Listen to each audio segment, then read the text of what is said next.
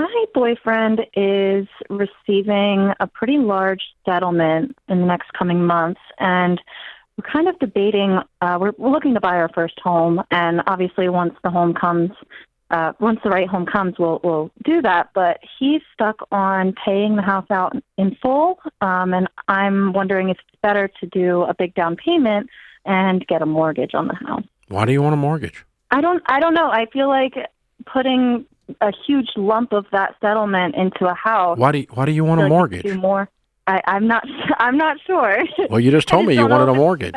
What do you think he should do with it? I just want him to use it as wisely as possible. It sounds like he wants to avoid debt. How much is he getting? Yeah.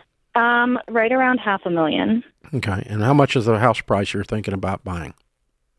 We were thinking like mid-threes. Okay. Is the settlement taxed? No, it's not. Okay. All right. Well, let me send him a warning through you, and you're not going to like this, okay? Okay. There is no we. You're not married. Exactly. Yeah. There's a he. It's his money. Mm-hmm. And so if he buys a house, it goes into his name, not our name, unless you're married. Are y'all getting married? Eventually. We've been together for 6 years, so. Apparently not. Okay. So, 6 years and you hadn't paint or get off the ladder. So you've already figured out what you're doing. What is his income? Right around 55, I think. Okay. So let's pretend for a second. Let's just reverse engineer this. It'll help you with your heart on understanding where our advice is coming from. Let's pretend that he made $55,000, had $200,000 in the bank, and a paid-for $300,000 house.